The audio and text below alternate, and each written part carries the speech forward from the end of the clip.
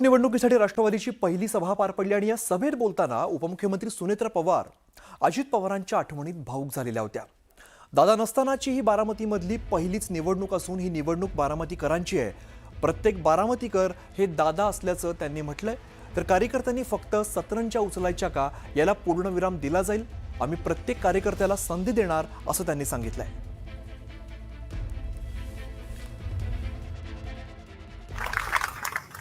दादांसारखा दादा माणूस एकच, दुसरं कोणीही होऊ शकत नाही। मी आज या पोटनिवडणुकीसाठी राष्ट्रवादी काँग्रेस पक्षाची उमेदवार आणि महायुतीची उमेदवार म्हणून आदरणीय दादांच्या जनसेवेचे कार्य पुढे नेण्यासाठी म्हणून तुमच्या समोर उभी आहे। दादा नसतानाची ही बारामतीतली पहिलीच निवडणूक आहे। ही निवडणूक बारामतीकरांची आहे। प्रत्येक बारामतीकर हा आज दादा आहे। मी आपल्या सर्वांना शब्द देते की राष्ट्रवादीच्या एकाही कार्यकर्त्याला मी कधीही वाऱ्यावर सोडणार नाही। माझे बंधू भगिनी आणि प्रत्यक्ष मैदानात मेहनत घेणाऱ्या प्रत्येक कार्यकर्त्याच्या कामाची दखल घेतली जाईल आणि ती स्वतः मी घेईन, त्यांचा सन्मान राखीन। कार्यकर्त्यांनी फक्त सतरंज्याच उचलायच्या नाही,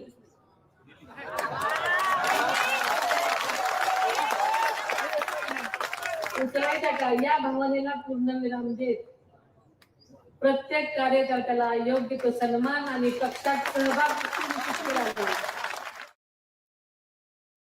आपल्याला माहिती आहे की त्या 23 तारखेला 23 एप्रिल रोजी होणाऱ्या विधानसभा पोटनिवडणुकीमध्ये आपण सर्वांनी घड्याळाच्या चिन्हासमोरील बटन दाबून मला प्रचंड बहुमताने विजयी करावे असं मी आपल्या सर्वांना मनापासूनची विनंती करते।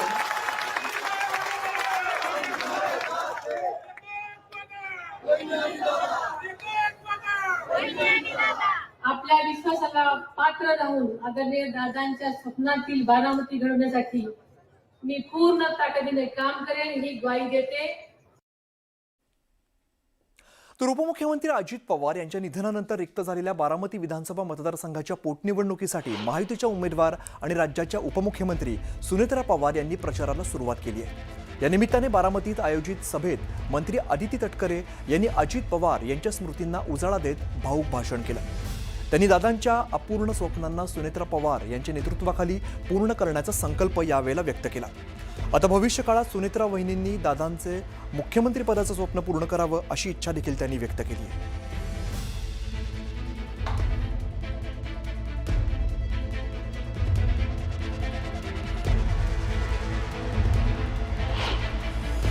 राज्याची पहिली महिला उपमुख्यमंत्री म्हणून काकी आपल्याला या ठिकाणी संधी मिळाली।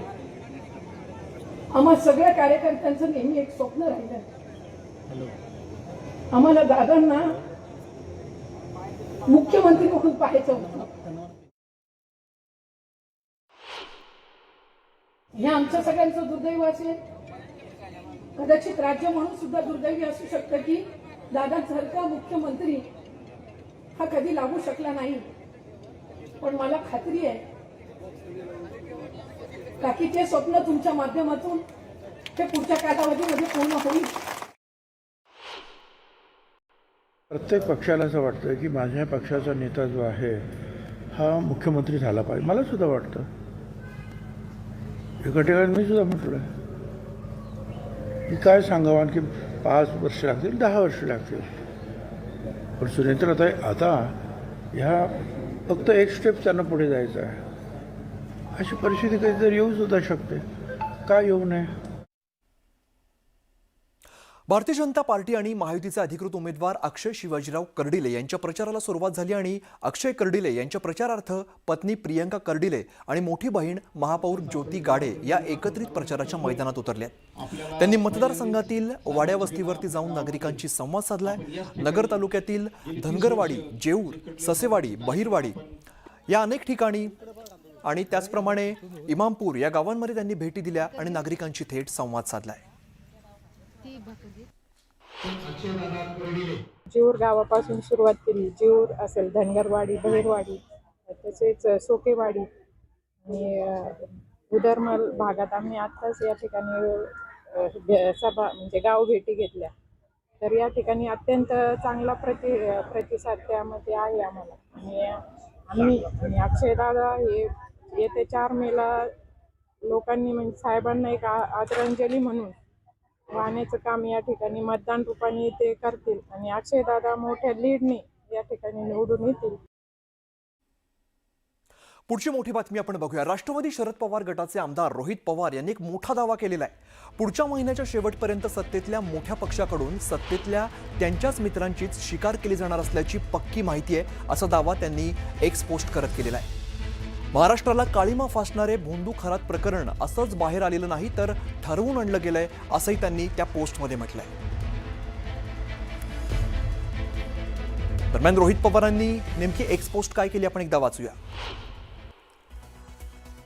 तर ते एक्स पोस्टमध्ये काय म्हणतात तर भाजपाचे सत्तेतले मित्रपक्ष विरोधी पक्षाचे आमदार खासदार फोडणार असल्याच्या बातम्या बघितल्या, परंतु वस्तुस्थिती मात्र वेगळीच आहे. पुढच्या महिन्याच्या शेवटपर्यंत सत्तेतल्या मोठ्या पक्षाकडून सत्तेतल्या त्यांच्याच मित्रांचीच शिकार केली जाणार असल्याची पक्की माहिती आहे. महाराष्ट्राला काळीमा फासणारे भोंदू खरात प्रकरण असंच बाहेर आलेलं नाही तर ते ठरवून आणलं गेलं असून ही फक्त सुरुवात आहे. आज भाजप मित्र पक्षांप्रती जरी ये दोस्ती हम नहीं छोडेंगे ही भावना दाखवत असलं तरी सुद्धा उद्या मित्रपक्षांची भावना भाजपाबाबत ज्या बेवफा ज्या हमें याहून वेगळी असणार नाही हे नक्की. त्यामुळे आपलीच भाजपाकडून शिकार होऊ नये यासाठी मित्रपक्षांनी अधिक काळजी घेणंच उचित राहील, अशा पद्धतीची एक्स पोस्ट रोहित पवार यांनी केली आहे.